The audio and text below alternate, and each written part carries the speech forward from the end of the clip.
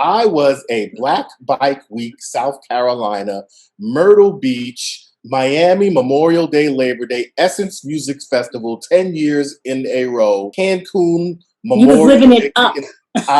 He was living his best life. I had a new car every 2 to 3 years, and I rode bikes, sport bikes. Okay, you couldn't tell me nothing. And somewhere around 47, 46, I looked at myself and said, you know, there's got to be more to it than this. That clock was ticking. So yes, because there is a biological clock for men, believe it or not. So are you considering having another so that from like your side, he's not a only child? So if I was dating somebody and she wanted to have children and we were connected, I am of the position, right? And this is going to lead right into what we want to talk about, right? I am of the position, I will give her whatever the fuck she wants if she stops. And I'm going to say nagging, but nagging is not the real word, right? Lord help me. It's not the real word, right? Yeah. But I will give her what the fuck she wants. Okay, but you need to understand, sweetness, that I only got about 20 good summers left. So you're going to have to carry this ball through. Single dad, why you mad? Single dad, why you mad? Single dad, why are you mad? Single dad, why you mad? Single dad, why you mad? Single dad, why you mad? Single dad, why you mad? By that, tell us what you mean when you say single mom. Single, but have an awesome co-parenting relationship with my son's father. We weren't together in a relationship. I wound up pregnant, and now we're like really cool friends. Okay, good for you. So just in case you don't know, I am a single dad. I have a 5-year-old. And at what age? Check the box. Come on. What age? So I had my first and only child at 50. I am 55. Wow. Why would you do that? Like, so why would you do that to good yourself? Question. If I don't know if that's where we're starting, but it sounded like a good question. Listen, we have an organic conversation, so let's go with it. Good question. Why would I do that, right? Yeah. So before we do that, before I answer that, circle back. Clarke, why don't you tell them what you have? All right, so I'm Clarke, single dad of 3 girls, ages 20, 14, and 13. Checking the box at 45. Okay. That sounds normal to me. I don't know. That sounds real normal. Well, don't say normal. I mean, it's normal to me. I don't know. I'm just a normal dude. Normal dude, yeah. That's all it is. Just the other day, I posted a picture of my son's moving on ceremony. He's going to kindergarten from preschool, right? Oh, wow. And they had the schedule and they had the names and all that other sort of stuff. And under it, I captioned, is this what my life has come to, right? Because I was a Black Bike Week, South Carolina, Myrtle Beach, Miami, Memorial Day, Labor Day, Essence Music Festival, 10 years in a row, Cancun, Memorial You was living Day. it up. He was living his best life. I had a new car every 2 to 3 years, and I rode bikes, sport bikes. Okay, you couldn't tell me nothing. And somewhere around 47, 46, I looked at myself and said, you know, there's got to be more to it than this. That clock was ticking. So yes, because there is a biological clock for men, believe it or not. There's a biological clock for men. And I said to myself, so how crass can I be? We're all good here? We're good. The next woman I get involved with is going to catch some of these tools. So I can't be crass. All right. We did a recording with a pastor on the other day, and I was cussing it up. So y'all gonna right. Y'all usually, like, I'm foul mouth, and I was like behaving myself, and David's like, "Fuck that, pastor!" Cussing it up. I'm sorry, pastor, but fuck that. So yes. So you planned this. Semi-planned it, right? Okay.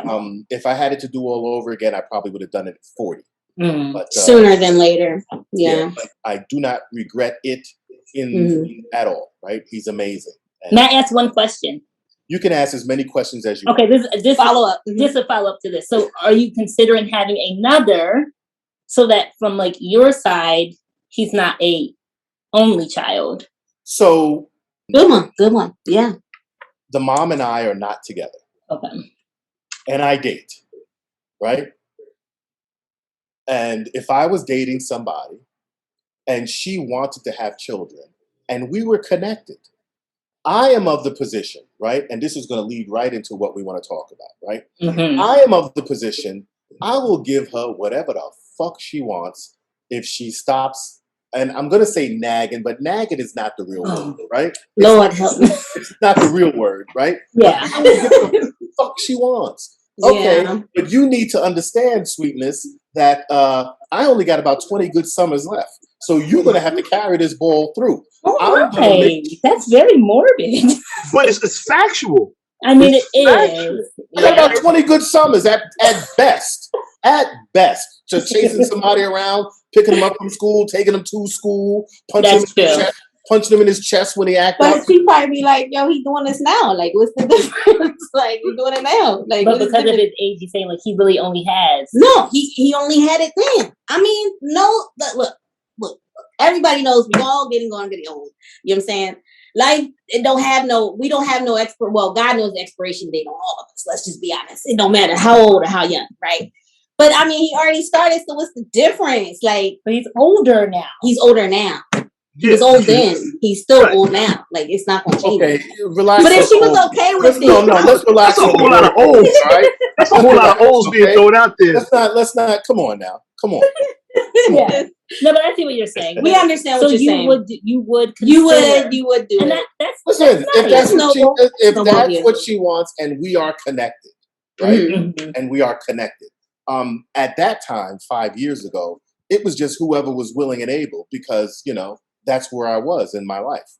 But I'm not there. If we're connected, you know what I'm saying? And she recognizes that, she's going to be around a lot longer than me carrying this ball, right? When kids turn 13, 14, they start getting smart, right? And they say no better than you. Fucking punch them in the mouth. Or at 13? Yeah, I thought they start sooner than that. I'm like, 68-year-old David chin checking a kid. Listen, I know. Like, get your butt in here. My kid said to me the other day, I said, it's time to brush your teeth. He said, you don't have to tell me that. Oh, I know. The boys, they really, my son does it all the time. Like, Mom, I already know. I'm like, okay, then get to it. Then get to it. That is a kid thing. Because I'll tell you, my daughters were absolutely like that the entire time and still are. Right? I remember having a conversation with my middle daughter and she was like 6 at the time. And she said something out of her little 6-year-old mouth. I just remember just sitting there clenching up my fist, nursing my teeth. I said, yo, I wish you were an 18-year-old boy. I wish you were a boy right now. And she looked at me, she goes, why, Daddy? I said, yo, so I could just crack you in your ribs one good time. And she looked at me, she goes, then we just be fighting. And then turned around and walked out the room. She's like, what? Like, I was supposed to be afraid of you, old man? Like, all right. This is her at 6. Now she's 14. She's a little more mellow, but her mouth is still real slick. So you're like another girl, David. Yeah, and I'd like to have a girl, right? So there's one member of your group that's missing, right? Mm-hmm. And who is that? So that's Deirdre. So we've all been friends for like 20 plus years, like since we were like elementary school. And yeah, unfortunately she's sick, so. Okay. And together you have a collective or a community besides the podcast that is called? The Modern Black Belle. So The Modern Black Belle. Spell it out. So we realistically, even though we grew up like up in Pennsylvania, we do have like a lot of down home traditions. I shouldn't say like me, because I'm not the cook of the group, but like my friend Deirdre, I really wish she was on. Like she likes to cook.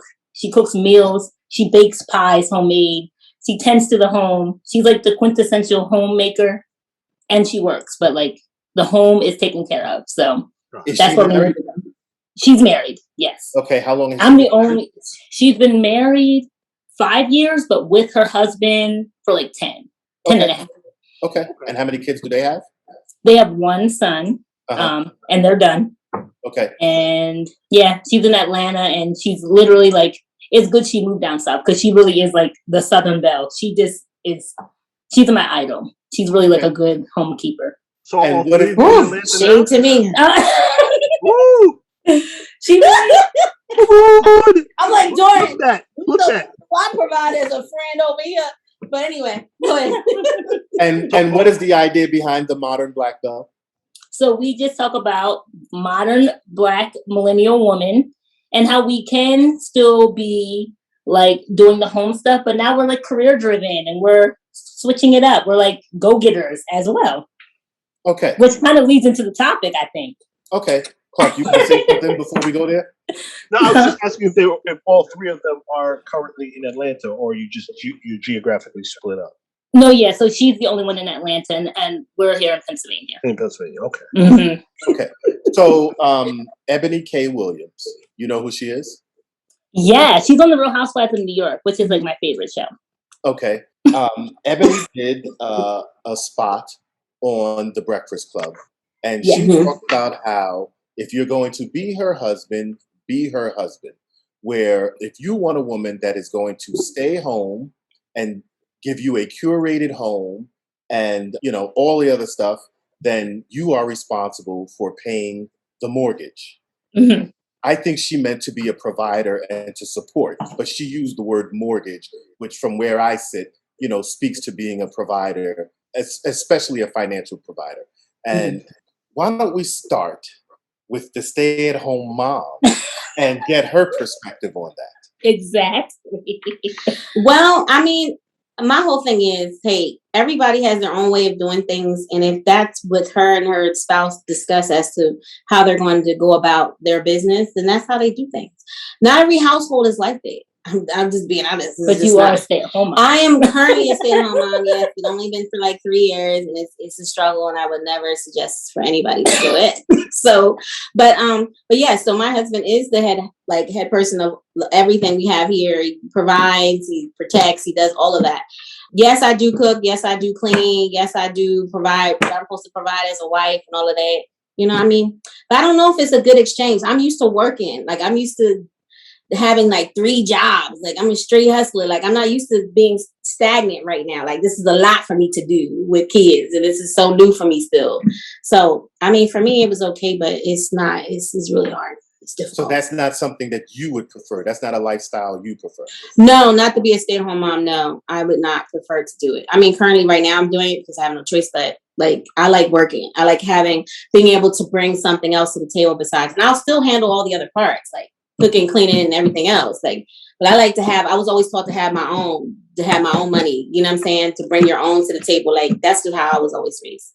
Granted, my parents were married and they're divorced now, but that's how. And my dad would provide and stuff like that. But I think how my mom told me, she said it was situated where my dad would pay the mortgage. She would do all the cooking and cleaning. She worked outside the home, but she also paid all the utilities. So everybody does it a different way, where it's not all one person doing it. Or they'll have 2 people doing it, splitting the bills, whatever. It depends on the situation of, you know, what y'all discuss, you know, during dating, during, you know, if you're engaged, this is what marriage counseling provides. You know, you discuss these hard core issues, I call them, or have these courageous conversations about finances. Because a lot of the times that's where divorces come from. A lot of financial issues and other issues too, but financial is usually the number one thing. So I appreciate that, right? We're going to ask your counselor. The single one. The single one. But I want to be clear about what I'm asking, right? Put an M and an S on your head so we can tell you apart. I know. But I want to be clear about what I'm asking, right?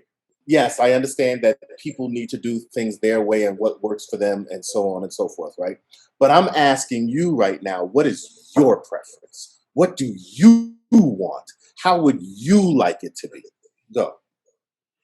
So for me, I'm not a cook. That's not my wheelhouse. And I am definitely not going to do all this cleaning. So, I mean, I will hire a cleaner, so I'm going to work. I would prefer that. I still want to do things like equally. I don't want it to be all on my spouse's shoulder, because I just feel like that wouldn't be fair. And I grew up with a single parent, so I have a different perspective. So I watched my mom hustle and grind. So that's all I kind of know. So I think that's why I come differently as well. Like I've always had a job. I do things on my own. I don't really, you know, like I didn't do like the traditional route. Like I didn't want to do child support. Like I don't do any of that. I like to handle things myself. So I think I'll always work. And so, if you partner with somebody, like, yeah, there's going to be the division of labor, but like, let's say division of bills. Is there an expectation that your partner will be footing more of the bill, like they actually cover the mortgage and the incidentals of the home? Is there a ratio that you're looking at and you're going, yeah, no, I don't want to participate in that because that's not advantageous or beneficial? So actually, when I was dating, the guy I was just dating, he just passed away, but we actually went to like counseling and stuff. And the way we decided, like our therapist was saying, she's like, you shouldn't break it down based on 50 like percentages. You should break it down based on like the amount that you make, because either way, like if he's making 200 and I'm only bringing in 40,000, like it wouldn't be equal. So to split it up to make it evenly. So yeah, I'm not expecting him. Or like if it was the other way around, if I'm the breadwinner, I don't want to pay everything, but I think we should kind of split it up based on the actual income than the percentage. So it's not, so one doesn't feel like they're still getting the low ball of the stick or whatever. So my question now that feeds off of that, and then I'm looking forward to you guys asking Clarke and I the same question. Because I'm ready for that part. We have ours queued up already. We got ours in the rock. Okay. In the rock. All right. So why is that your preference that you are, contributing or whatever else it is? Where I'm going with this is, does it have anything to do with control?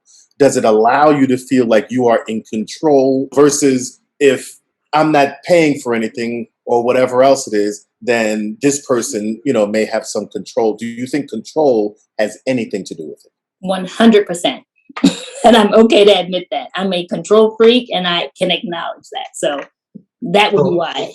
Having equal financial income means that you have equal input. So I guess that begs the other question: if you have more financial input, does that entitle you to more financial control or more control in the relationship? No. To me, no. When my partner that I was referring to that passed away, I made more than him, and that was fine. I'm not like the type to hold it over one's head or anything like that.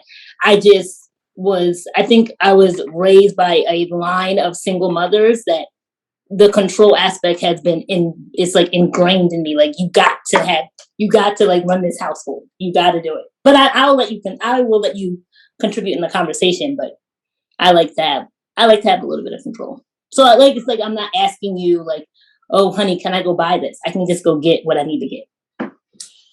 Yeah, that's the difficult part that I'm struggling with. Like, I don't like to ask anything. I should just be able to just get what I want to get. Like, you know what I'm saying? That's just me. But so that's funny because that's a conversation that my ex-wife and I had. But like she wanted to get what she wanted to get. Yeah, that's like a big deal. But I feel like I'm a child asking my husband, like, "Yo, I need to go get this stuff." Like. But I only feel like I'm asking him is because that's me informing him that I'm about to go make a purchase, and are we good with this purchase financially, or should I not do that? Like that's in my mind how I think. But that's only if you're exposed to what you're already doing financially behind the scenes. Like, are you very open with that communication of how you guys are paying your bills and where's the money being housed and all that? That's another part of it. So that's the other question. Do you guys have joint finances or is it separate? So like you have your separate checking and savings accounts. Currently we are just separate for right now. I feel like eventually you might do joint once I go back to work, doing whatever that is. But for right now, it's separate. And I think it's been like that, like majority of the time. I think the only time we've done it jointly was for like life insurance or something crazy. But we were separate because my husband was like this. His mental was like, he's the second oldest out of 5 kids, and his parents were still married. He just pretty much told me like, I'm already handling these bills myself. Like, so I don't really need your input. Like, I'm good. He can handle it. I can handle it. I can handle it without you. So, if you want to contribute, that's fine. But if not, then I'm good. Like, that's how he was.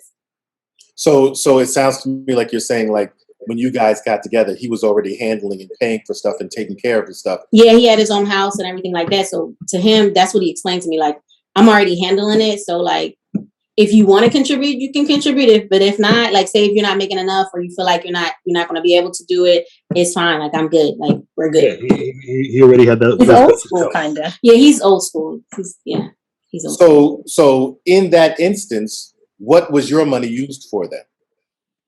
I still did everything, all the other things I could do, whatever he needed me to pay for, vacation trips, groceries, insurance, cell phone, whatever he was lacking or whatever, I just picked up the slack.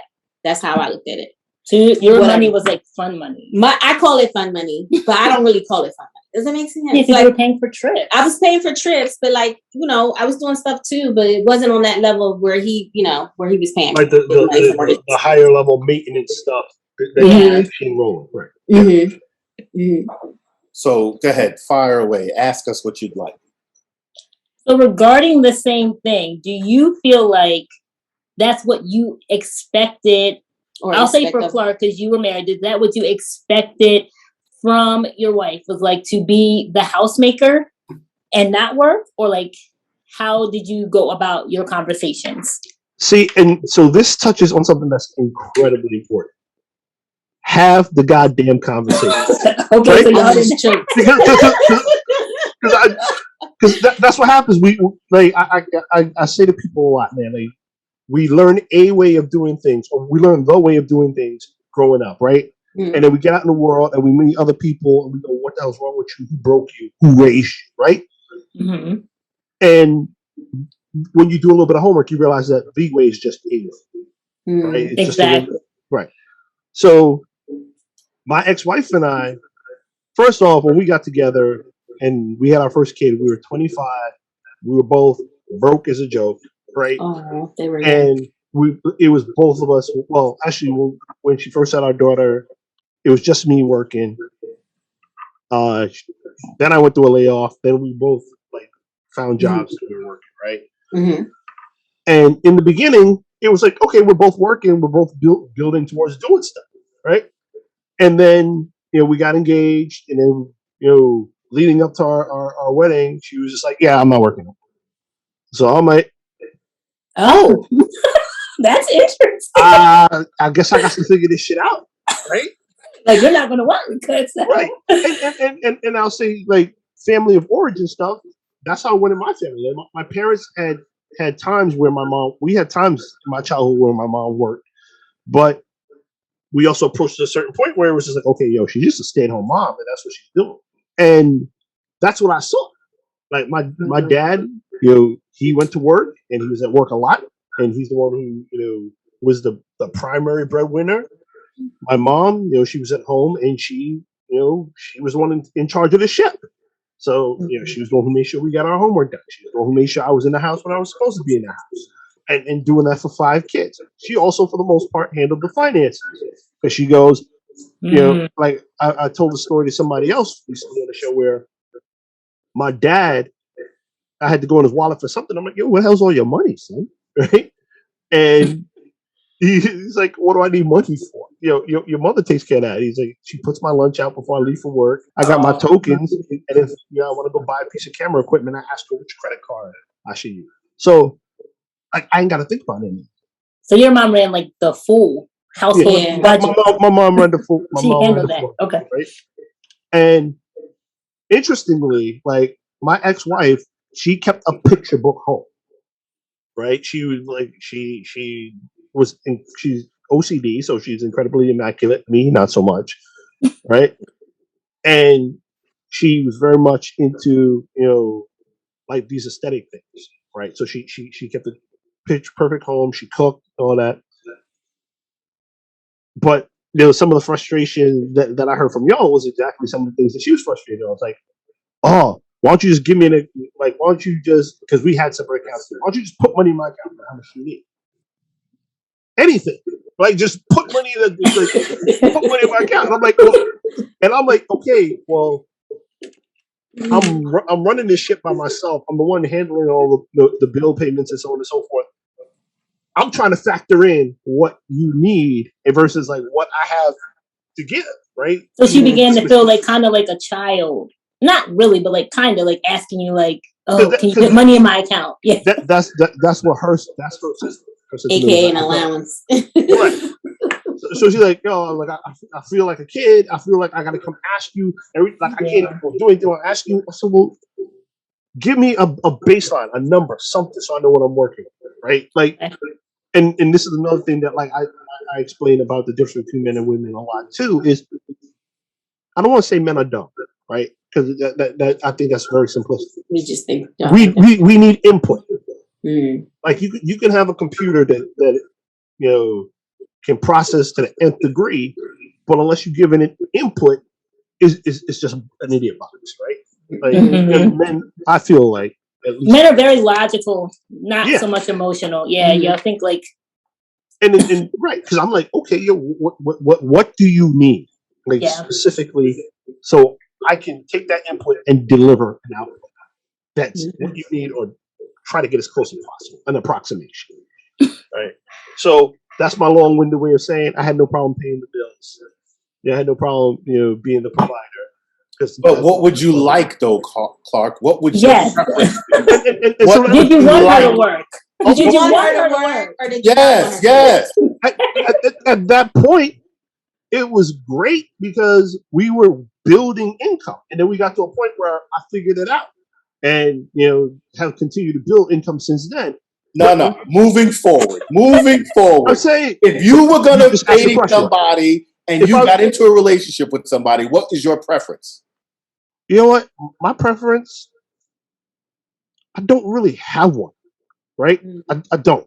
I don't care. If you want to work, that's great. That's dandy. That's cool, right? But it's kind of a situation of the dude who already got it, right? And this is the argument that we get into a lot on the show about me and dating. It's like, yeah, I'll go out with you, I'll hang out with you, but what's the point? Right? It's I got my own house, got my own car, pay my own bills, have 3 kids already that are pretty pretty far along in the game, they're almost like grown. Right. Yeah. Right. They're almost at adult, right? And so when I look at the dating game, I'm like, what are you bringing to the table for? Like, what is the point other than me potentially taking a financial risk or taking the emotional risk or whatever it is of getting involved? So you're saying if a woman came to you and y'all started dating, and then she said to you, I want a man that pays all the bills and that I don't work, I just stay home, take care of the house, you'd be okay with that?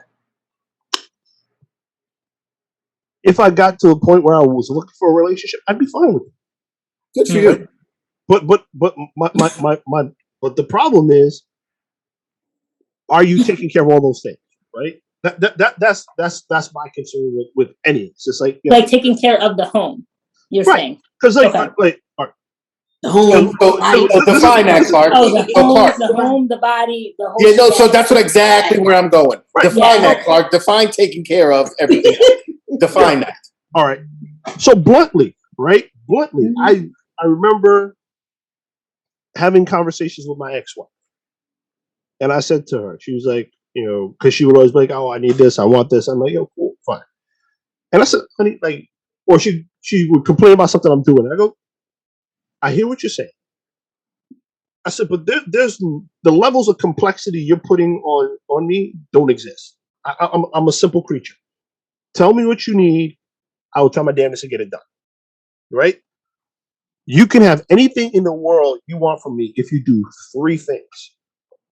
This is the need. This is the need. This is what Pastor was talking about. The need. 3 things. Let's do it. Okay. I said there's usually a list of 5, but he's giving 3. Okay. I'm simple. He said I'm simple. Okay. Right? And you know what?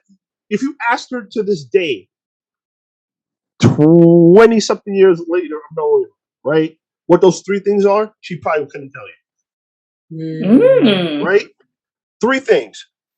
Blow me, stroke my ego, stay out of my way when I'm working on something. Right? Because the first one, it's But I feel like it's the biological need. That should change because you have kids. Like I feel like What is the expectation when you have kids running around? You're tired. You have taken the house is clean. How many times? Right, so, but that leads to another conversation, right? And it's about your expectations of what a marriage is, right? What a marriage is. I'm confused though. I'm confused.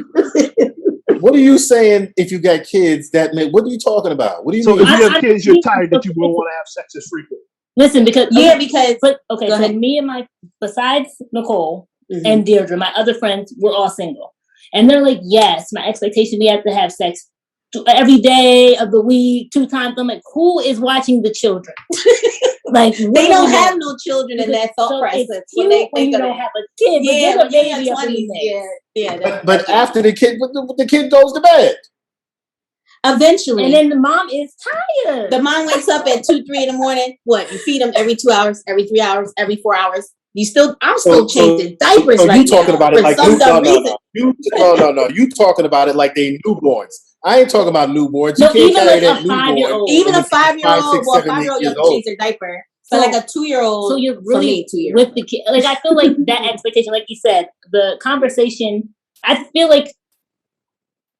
Yeah, I don't know. It's just the mindset. I feel like the mindset of when you're still single and you don't have no crazy responsibilities. When I say crazy, when you start, cute. It sounds cute. Other people, you don't have children involved. When you have children involved, I feel like it changes the dynamic a little bit. You may still have time, but it ain't gonna be. It's not gonna be. You won't. We're not having morning sessions, night sessions, car sessions. We're not doing all that. Just period. Okay. Real talk. I probably have more. I probably have more car sex as a married man than I ever did before him.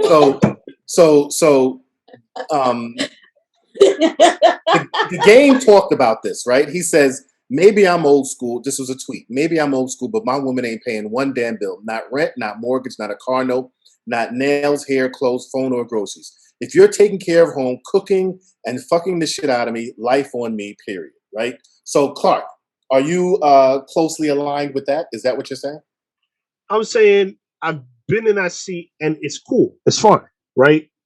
If you're taking care of everything, then I ain't got no reason to complain. But it goes back. It was a simple 3 rules, and she couldn't tell you what they are to this day because it didn't matter. Now that I see what you're saying. Okay. So it didn't matter. It didn't matter because why? Because the bills are going to be paid anyway. The kids are going to be taken care of. Okay. All right. Okay. Once you win, you win. It's not like you want to turn around and so you felt like you weren't as important, probably, because you weren't asking for the world. You were really just asking for those 3 simple things. And sometimes that might be difficult for a person. I don't know.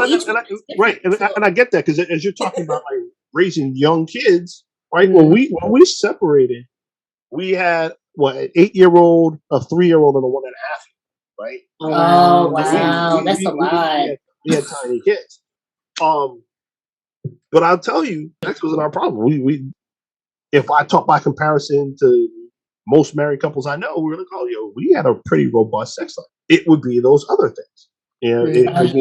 And those were my points of dissatisfaction, and she had her points of dissatisfaction. And the reality is, I always say I credit her with being the one who knew something was broken before, right? And knew that like our marriage was untenable. Yeah. But when you bring it back to the dollars and cents of it, the financial aspects of it, like if I love you and I have the capacity to, I have no problem with maintaining the house. I have no problem with taking care of stuff. Also realize that in me being able to do that, that takes a certain level of clarity.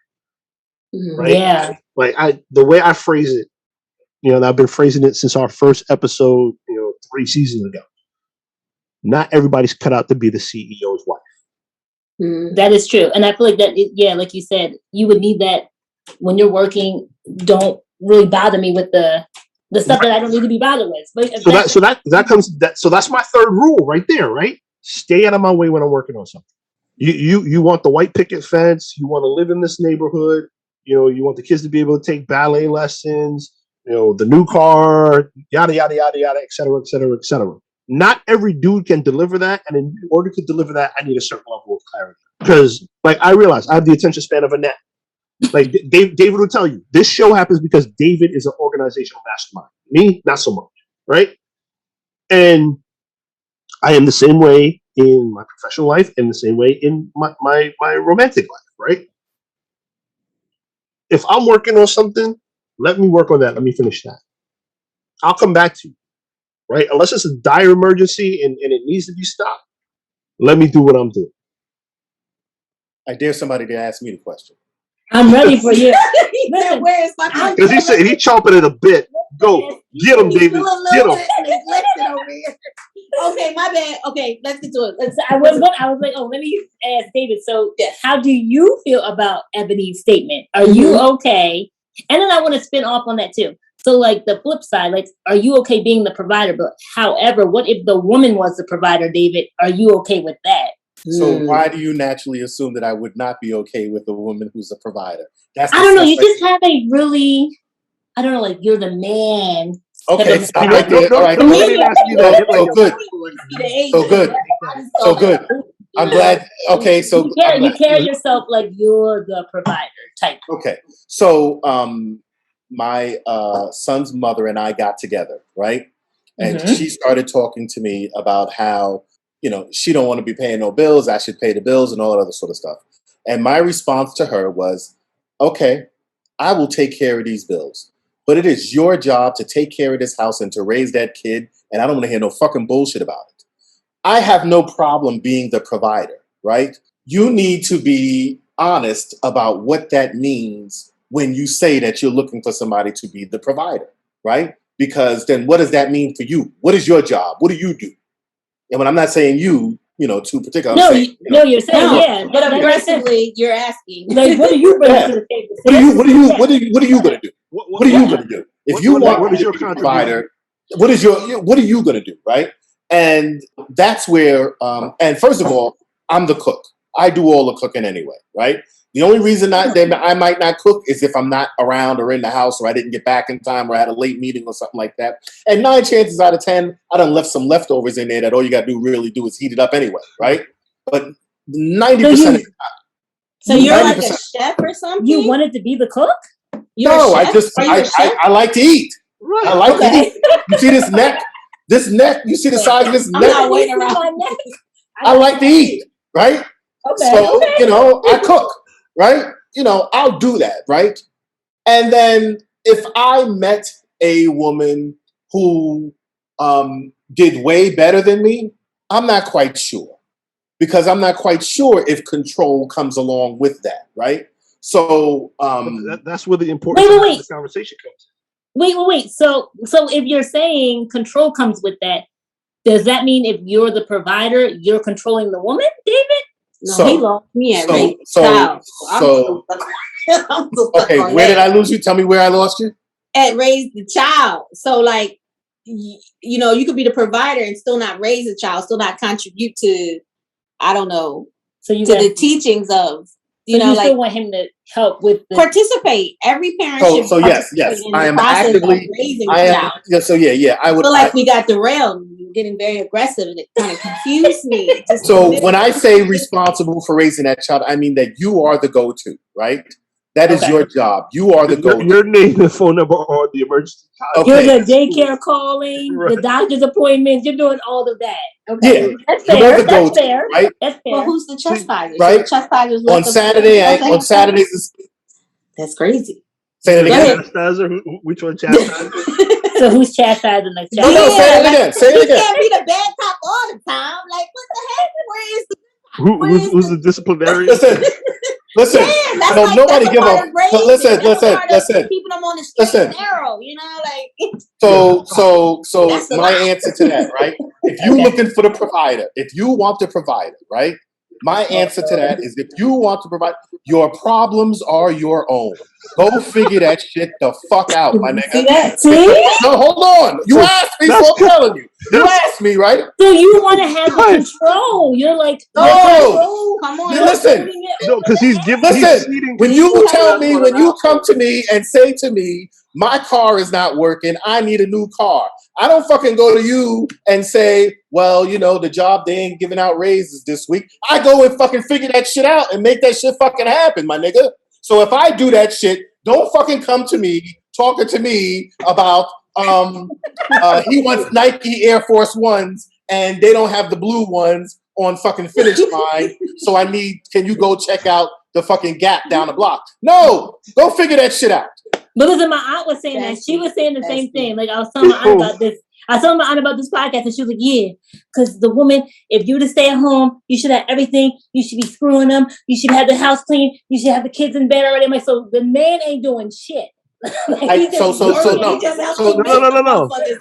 that's not me. But I'm saying, hold on. I'm saying that's not me, right? That is definitely not me, right? Okay. I'm taking my kid to swim class and stuff like that. Whenever I'm available, I will do. All I'm saying is, don't come complaining to me about nonsense that you can handle, right? Because if you want me to handle this over here, then you handle that over there.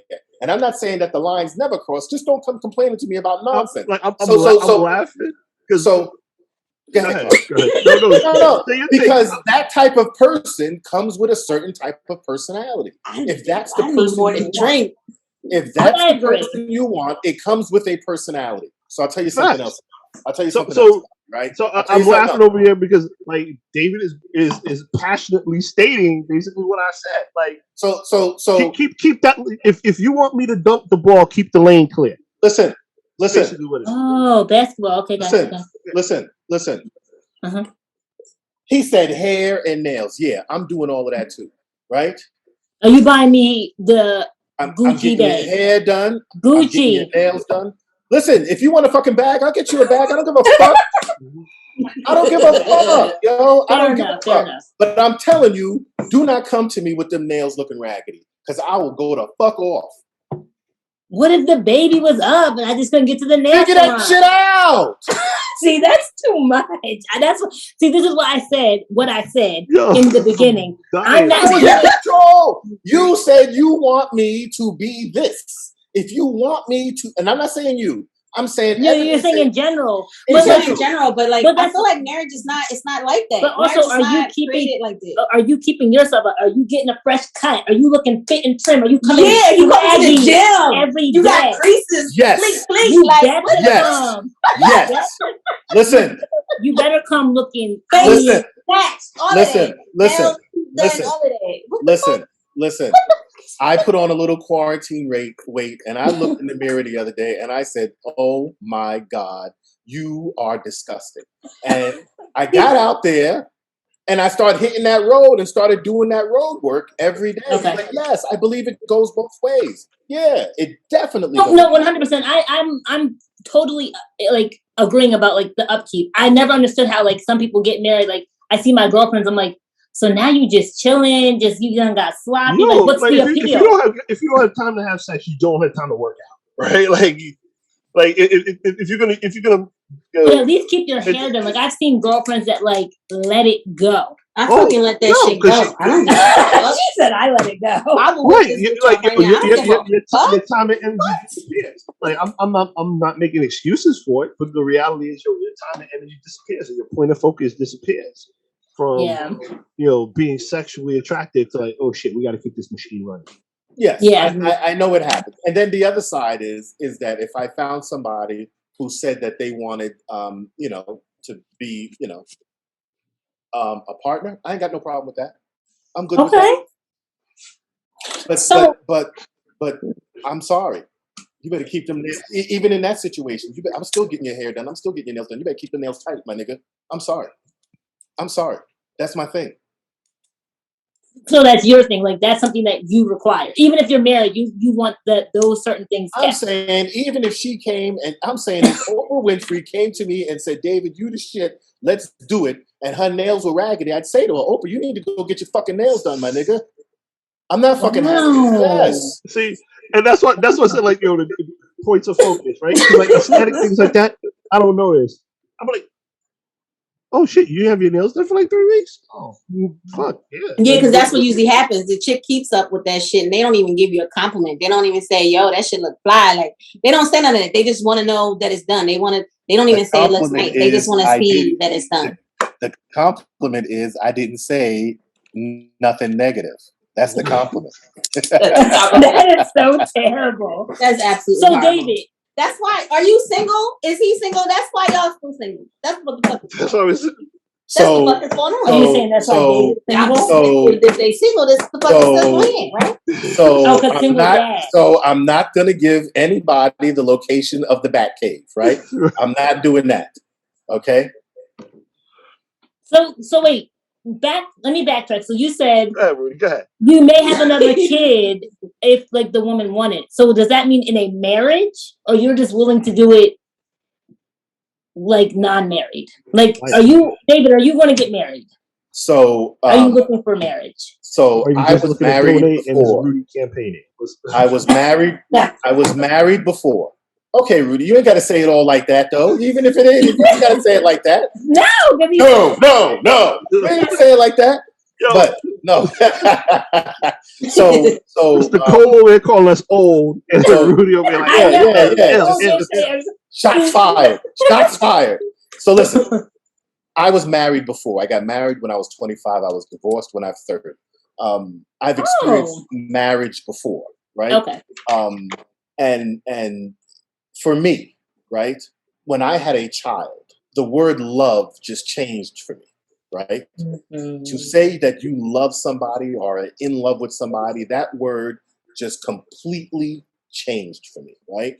And I have a hard time imagining myself committing to somebody who I do not have that same feeling that I have for my kid. So, am I adverse to marriage? No. I would need to resemble that feeling of love that I have for him. Yeah. Children will do that to you. Yeah. They change your total perspective. Yeah. Did I answer your question?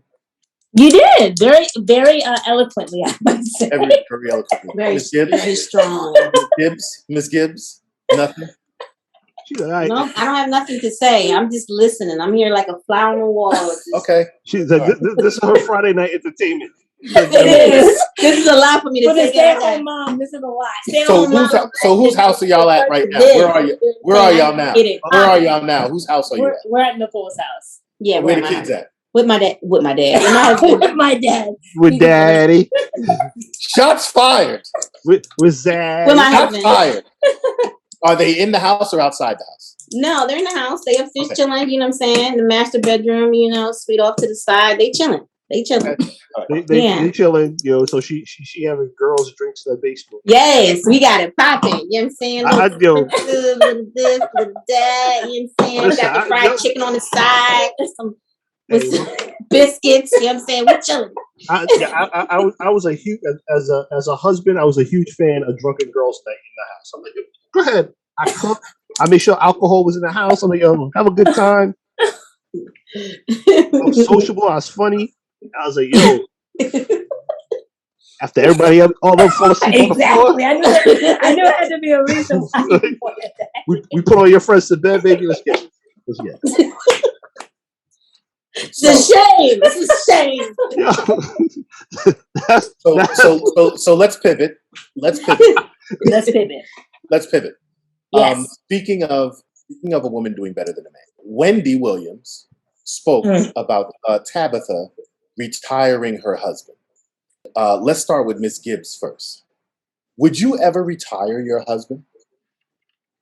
I thought about it after that happened because it never crossed my mind. I just assumed we just work until we retire, but nobody retires these days. Like our parents, grandparents, everybody's still working until they like damn near 80s and 90s years old for some crazy reason.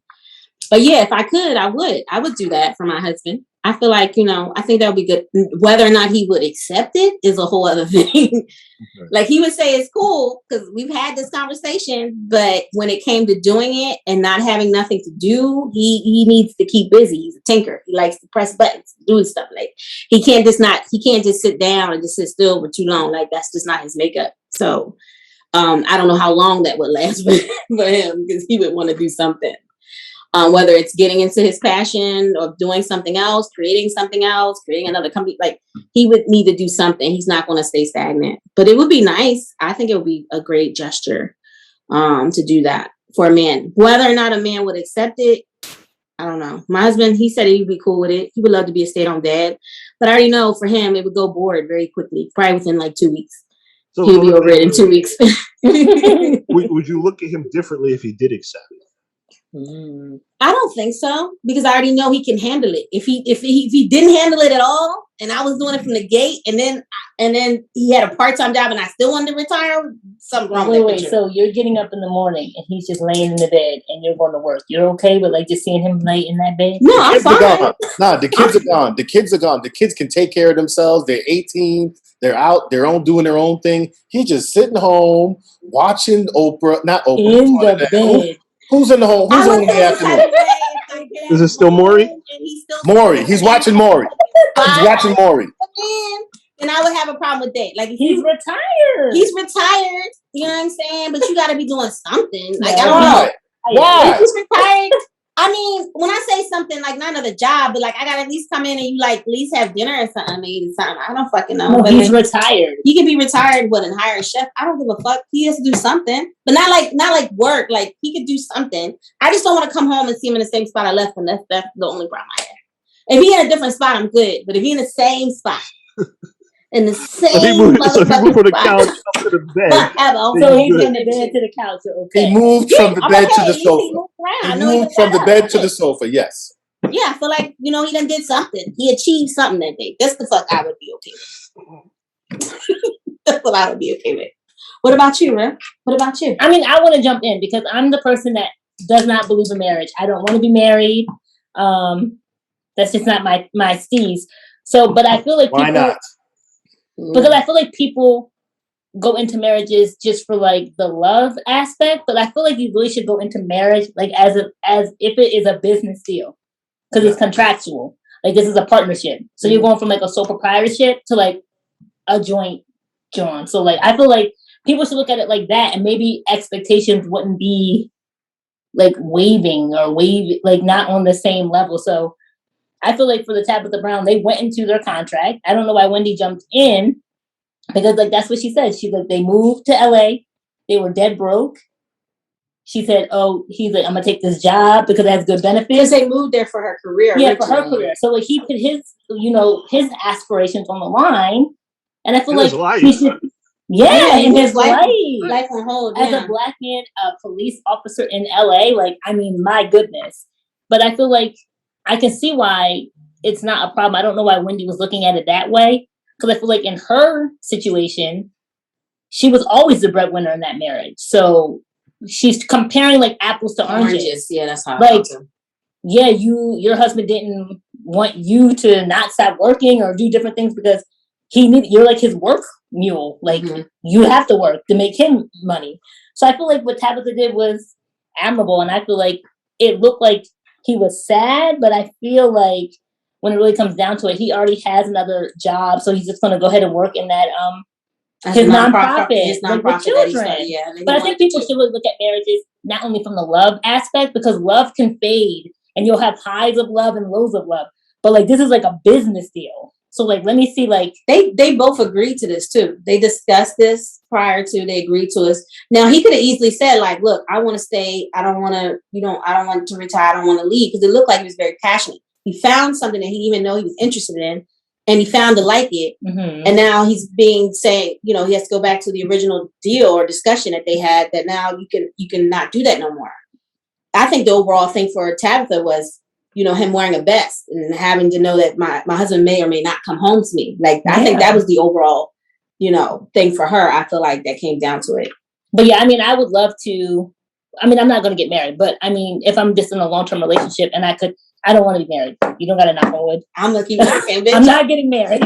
I'm going to keep knocking. This is what we do, right? That would be nice. Would you live with somebody? Would you live with for my living partner? Yes, I would love to retire them if I was the breadwinner. So here's an interesting question.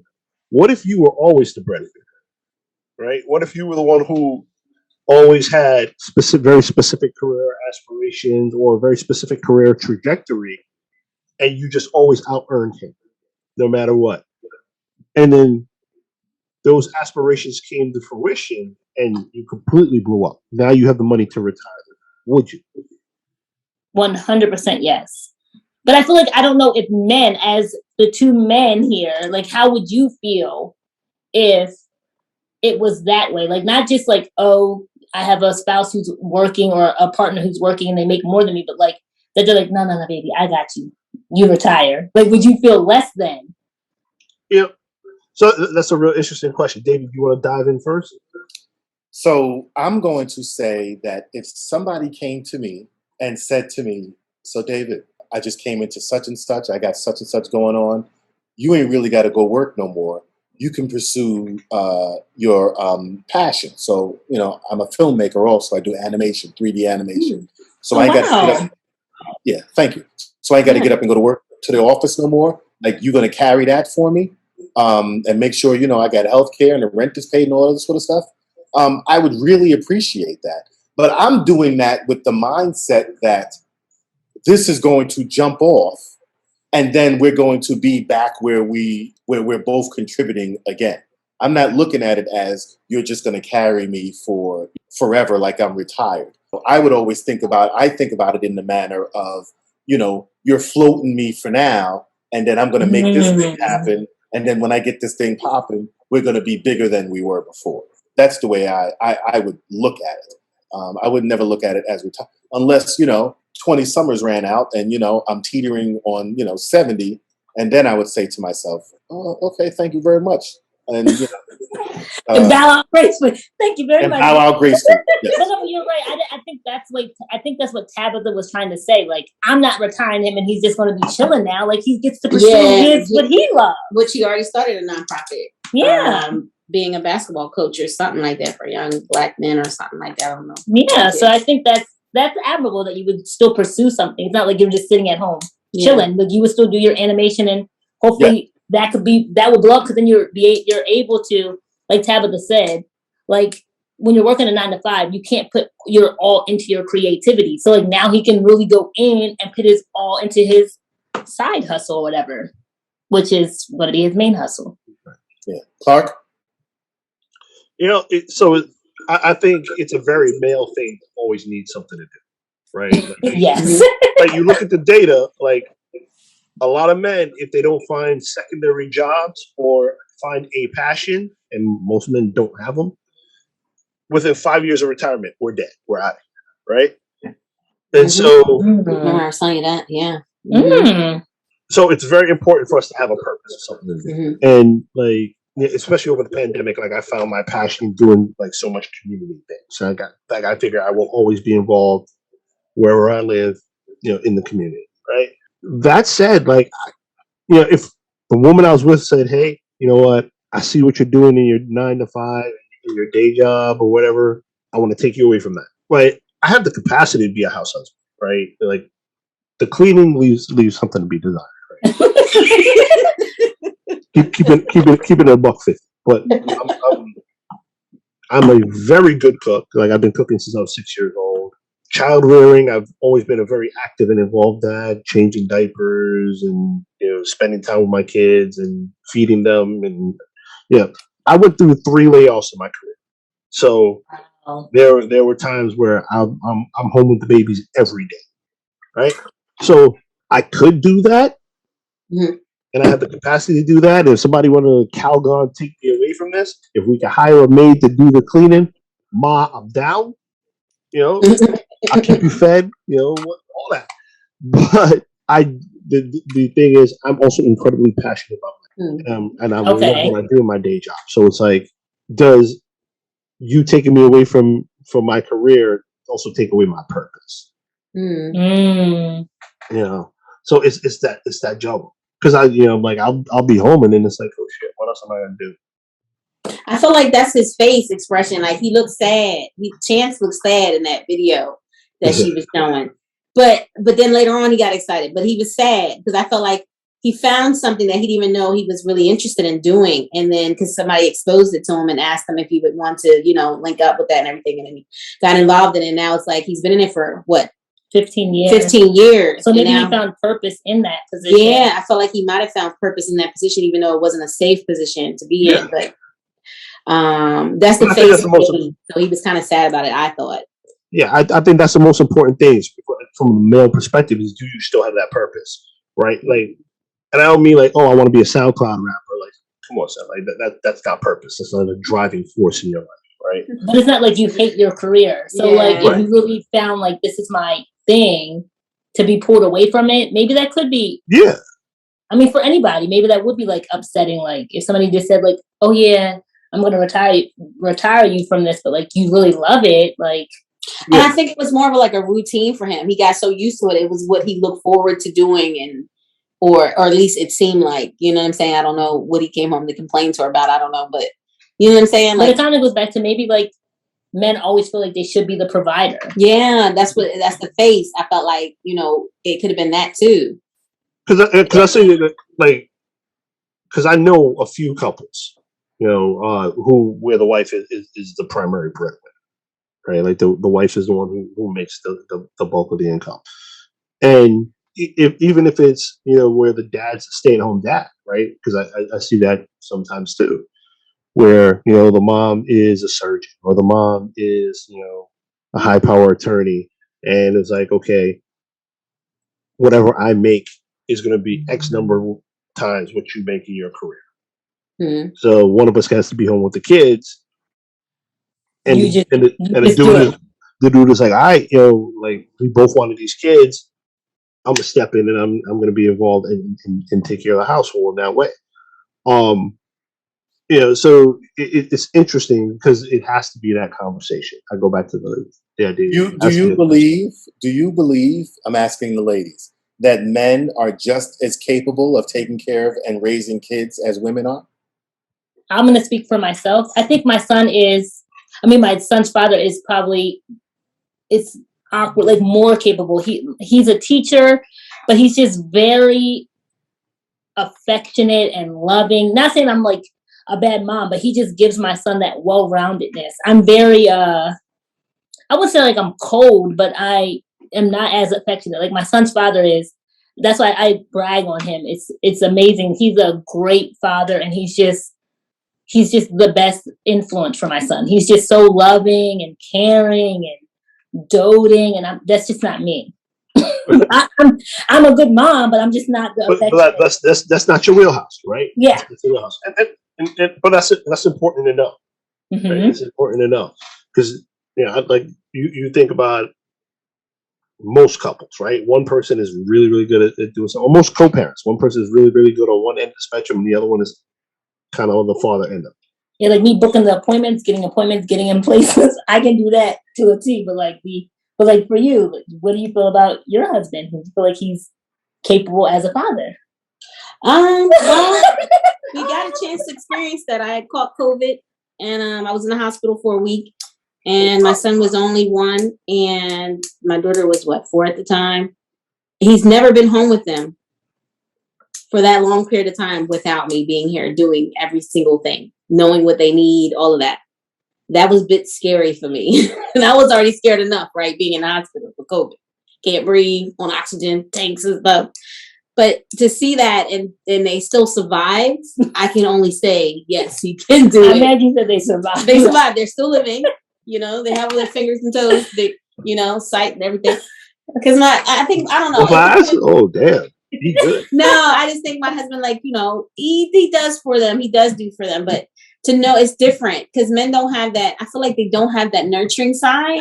No, my son's dad has that. I don't have. That's what she's saying. But she's not there with them 24/7. But I just feel like the nurturing side of knowing like what they may need without them saying. Because a lot of times kids can't really speak all good and all that. And you got to figure it out. And we don't have instruction manuals on this stuff, but we know it more than they do, I feel like, a lot of times. So for me, I think my husband, he would do a great job only because we just experienced that. And that's the only way I figured it out, that he knew that he was okay. You know, my mom called him every 5 minutes, but but like he was okay. Flipping that script, like the same question, like back to you guys. I mean, I feel like you guys are not like dads or fathers. You are very integral in your children's lives. So would you be able to just be the stay-at-home parent, like full time? Like that's just you. Like, do you feel like you're capable to meet that? Be the mom and the dad. Like you're already the dad, but be the mom. If the mom wasn't no longer, you know what I'm saying, capable. Or if she was just the breadwinner, like you're just the stay-at-home dad. Mm-hmm.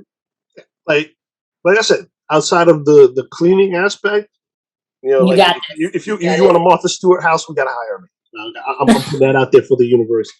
Y'all ladies who want to come and Calgon and take me away from this, we need a man. I got you. I got you on the meals, ma. I do Italian. I do Mexican. I do Asian. Like, yo, I can throw down in the kitchen. Yo, but the laundry is not done. and I can do the laundry. Okay, but the cleaning, sweeping, mopping and all cleaning bathrooms, tubs, showers. But I'm not coordinating colors. I'm not Martha Stewart in the house. Like that's just not my wheelhouse. That's not what I do. Practical, pragmatic things across the house I can do. What about you, David? So my kid is with me about 4 days a week on average, right? He's with his mom over on the weekends, Friday night, Saturdays, and Sundays. We alternate Mondays, but he's really with me Mondays through Friday. Like I'm responsible for getting him back and forth to school. That's a court ordered agreement that we had, after we went to court to sort of work it out. But I am the more responsible parent with respect to feeding him regular, making sure he goes to bed on time. We just came through a potty training thing where, I stopped putting diapers on him, last year in June. Come to find out this hooker was still putting diapers on him up until September, and I had to fucking take an axe to her fucking head and ask her why. The aggression. Okay. Something happened. Something happened because he's fired up tonight. So Rue, I'm going to circle back to that aggression. Let's stay there. I want to circle back to that thing about aggression. Let's stay there. That's okay. No, but once a year at least, we go on vacation, together. I'm taking him, with me to the new Nickelodeon park in Cancun. Cancun. He didn't even go to the new one. I'm going to the New York one. I'm sorry, you went to a Nickelodeon park? We're going to go to me and my son are going, I think next week, to the little one. I think it's like outside of like New Jersey, New York, somewhere area. But you're doing the Cancun. I mean, you're upping the level. That's like next level. Yeah. Okay. I don't know about all that, right? I don't know about all that, right? But I'm saying when it came to potty training, when it comes to like I take him to all of his doctor's appointments, right? Wow. She doesn't even know where his dentist is. So how is that? Is that the other day? That's the stress that women go through. That's the stress that women go through. And the men not doing that part. That's he's going through that stress right now. So a couple of weeks ago, she was filling out some form for him, and she texted me and asked me how tall was he. And I'm saying that's why he has the aggression, because like now you're feeling what we feel. What single women feel, I feel like that carry that burden of making appointments, knowing their social security number, knowing the birth. So that is crazy. They have to know all of that. Like I'll tell you, as a married dude, what is he allergic to? I'm like, you don't know what your child's allergic to, so you're going to feed him something that he's allergic to? But yet he's a teacher. I don't understand. I just don't. Go ahead. Because I'll tell you, like, even as a married dude, like when I was married, despite being, the primary breadwinner, I was the one who had to call and make the doctor's appointments. Really? Yeah, I had to call and schedule the appointments, and then I would have to tell her when the appointments were, so that she was home with the kids, she could take them. Like I was the one who had to manage the finances. Yeah. Listen, every couple of months, he's 5 years old. Every couple of months, I have to call over there and ask her to send me all of his clothes. So she lives right across the street, right? I was moved. So did you do that purposely? You moved. What are you scratching your head for like that? Why you going? Because I'm in deep thought over here. Like you find it hard to believe. You find it hard to believe that a mom. So do you find it hard to believe that a mom? I'm not hard to believe. I'm just saying I feel like you didn't vet her enough from the beginning to even. I acknowledge that. That's what it feels like to me. But I acknowledge that. I absolutely acknowledge that. I wanted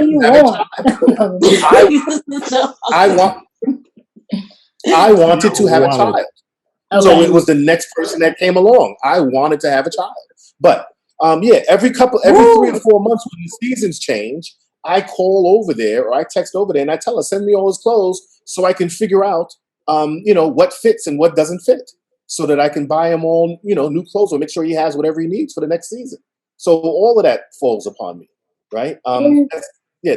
And to add to that, what you're feeling and what you're expressing is exactly what single moms go through. When my parents got divorced, I think I was in middle school. My little brother was in elementary school. My mom had to do all that. My dad he still can't take to this day when my birthday is. But I'm just saying, like, a lot of women go through what you're going through. And it's a shame. But we talk to a lot of dads that go through this also. We just talked to a dude. We just talked to a dude last night who has full legal custody of all 4 of their kids, meaning her biological kid before he met her, their adopted kid, and the 2 kids that they have together. We go through. We hear hundreds of these stories, hundreds. Wow. So, and I'm gonna get on. Let's stay with the aggression. All right, you ready? Mm-hmm. Why am I aggressive like this about this? Why am I passionate about this? Because this bitch has the nerve to come to me and ask for child support. Wow. But you wanted a child. I feel like this is no, listen. What? That she wants child support? He's making all the appointments. He's buying all of the clothes. Yeah, he has a right to be mad about that, but he also, from the beginning, wanted a child. But from the beginning, he should have vetted her better. I don't know. Is she entitled? It sounds like a personal problem. Is she entitled to child support when he's doing everything? That's up to the courts to decide that. No, is she entitled? And we share him. And we share him. You got to keep in mind, we share him. Custody. It's not like he did all that stuff. They have but he has a majority. He said from Monday to Friday. She's about to get child support. Is she entitled to that? I say no. Hell no. Well, this one gonna try it. I'm just waiting for it to happen, but not him, not her per se, but dude, whatever. Oh, he's gonna try it. It just hasn't happened yet. I'm waiting for it. No, he already asked me. He wants to change his name and he wants to get split legal custody. I'm fine with split custody. I have no problem with that. And I already pay for everything. That's what I'm saying. He's buying all the clothes. He has to call her to get the sizes so he can go and replenish his son's full wardrobe, and then she still wants child support.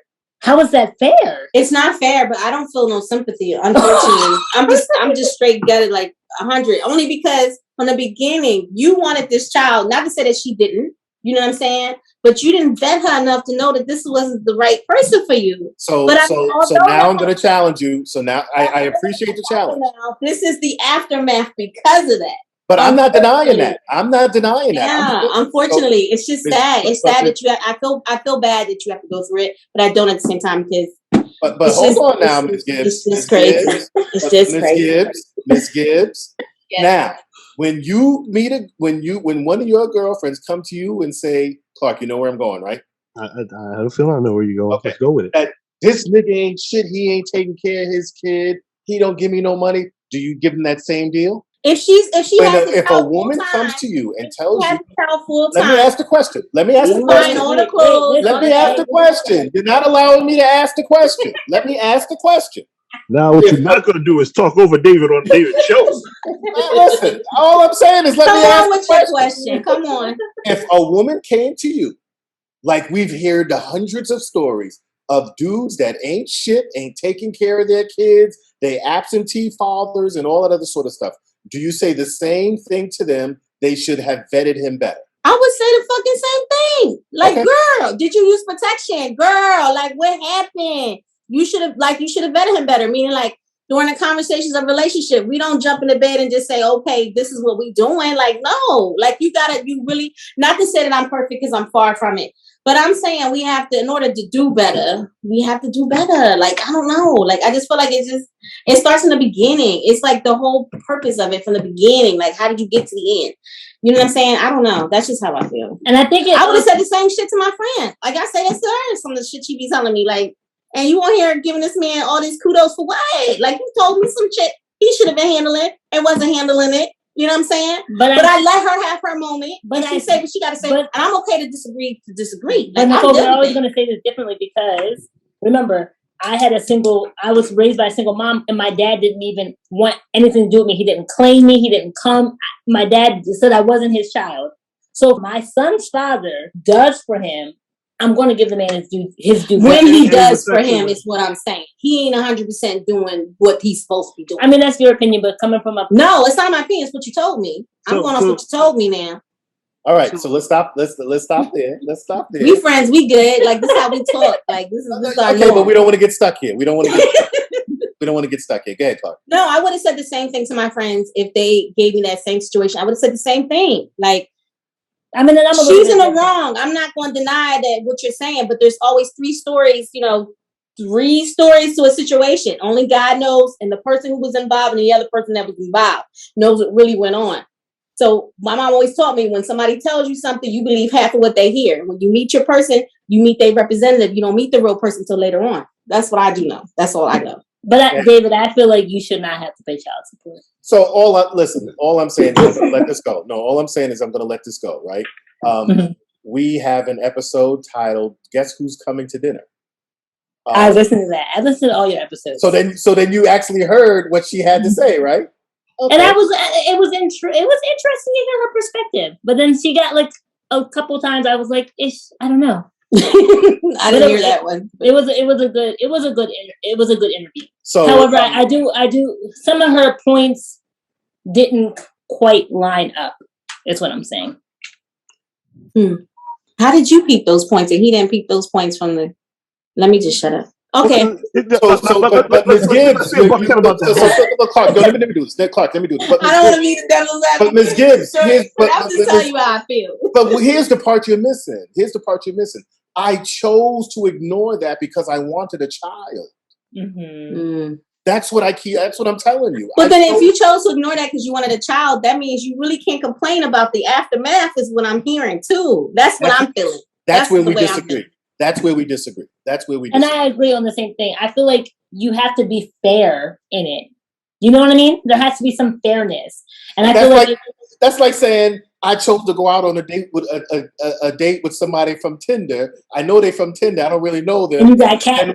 And I got murdered in the middle of the night. Well, that's what the fuck you get for going out on a date with Tinder. You don't expect to get murdered.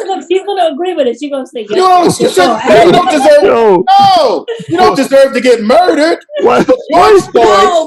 George Floyd. I'm not saying for that type of level. So George Floyd is passing off a fake $20 bill, and you're telling me that the punishment doesn't fit the crime.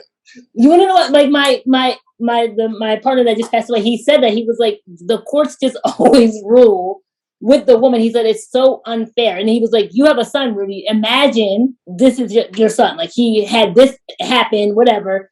And now he's wound up. He has a child, and he's like in the court system. Do you think it's fair? If he's providing, doing everything, would you be still advocating like, yeah, woman, take my son's money? No, if he's being a father, that's what my mom said. My mom never did child support for me or my sister because she said, my dad, I want you to be in their life. And my mom did the same thing. Took my dad to court. He paid what he was supposed to pay. My mom did not take and he didn't pay what he was supposed to be paying. The courts ain't do nothing. So my mom said, God got to deal with him. But my mom handled all of that herself. So she took care of 3 kids by herself. My mom took care of 2 by herself.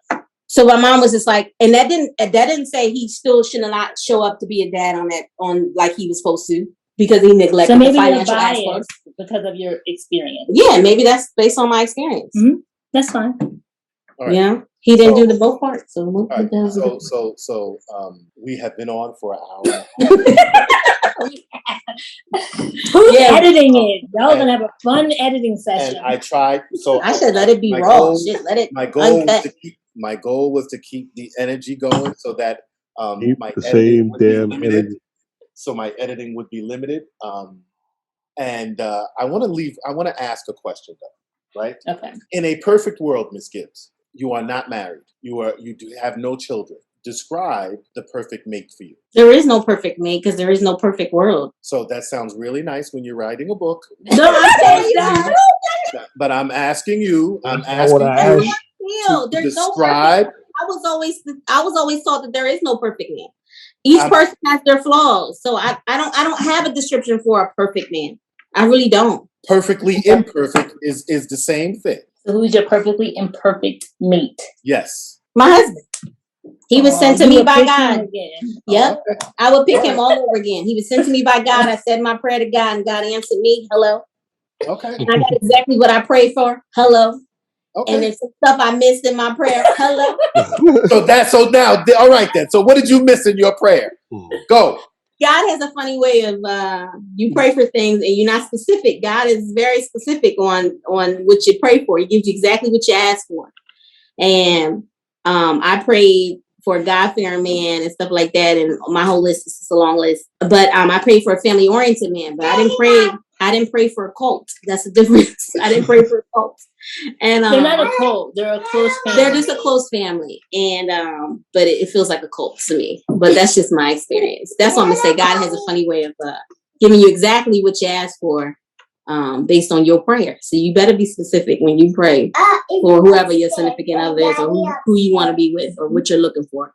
Because he gives exactly what you pray for. So the same exact man just dialed back the Bible thump. What do you mean? Okay. Never mind. Rue? I don't know, guys. That's a hard question. I mean, I feel like I'm just in between stages in my life now.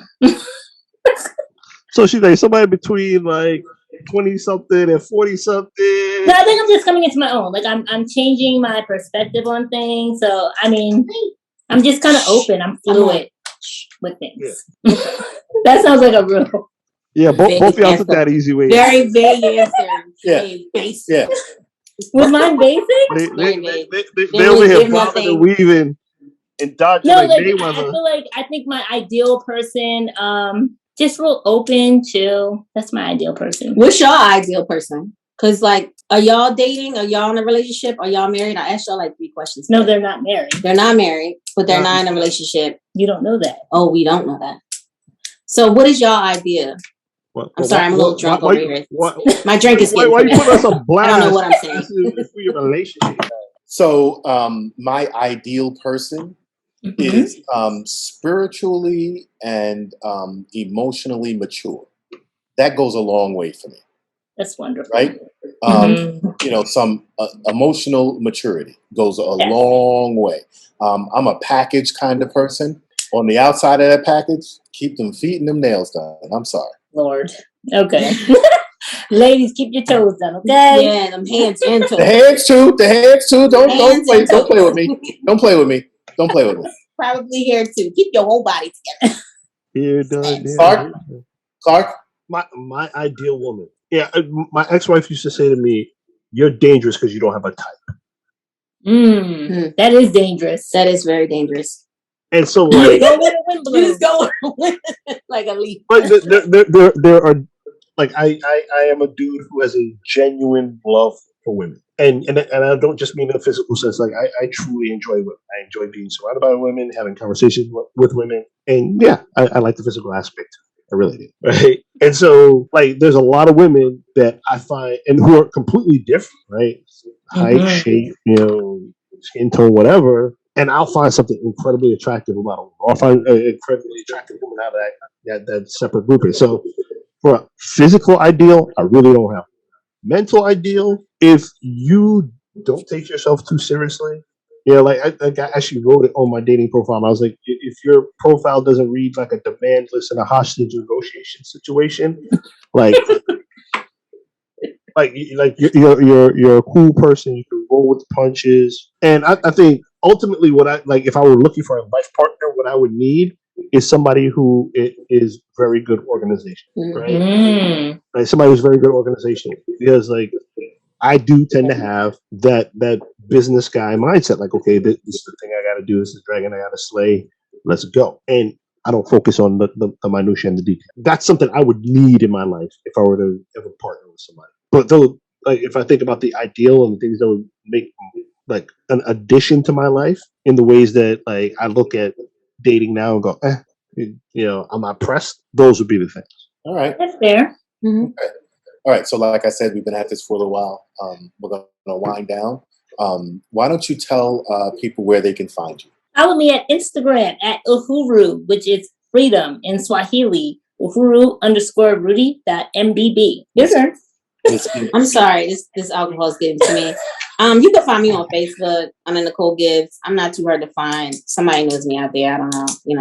went to college. Or Gibbs on Instagram. Yeah, or podcast. Damn, this is our podcast. I'm a little nice right now. I'm not even with it right now. Thank you. All right. Like it is what it is. All right. Call to action. Yo, ladies, gentlemen, and consenting adults, thank you for joining us for another episode of Single Dad Why You Mad podcast. We love you. We appreciate you. Continue to spread the word. Let your friends know that we're out here wherever you can find podcasts. We're on Spotify. We're on Stitcher. We're on SoundCloud. We're on Apple Podcasts. Everywhere. We also have some social media that you can follow on Twitter, primarily on Instagram. And we have some stuff floating around on YouTube as well. So make sure to subscribe to the podcast. Tell your friends. David, anything you want to add? It's Single Dad, Why Are You Mad? Not Single Dad, Why Am I Mad? Single Dad, why you mad? Single Dad, why you mad? Single Dad, why are you mad? Single Dad, why you mad? Single Dad, why you mad? Single Dad, why you mad? Single Dad, why you mad?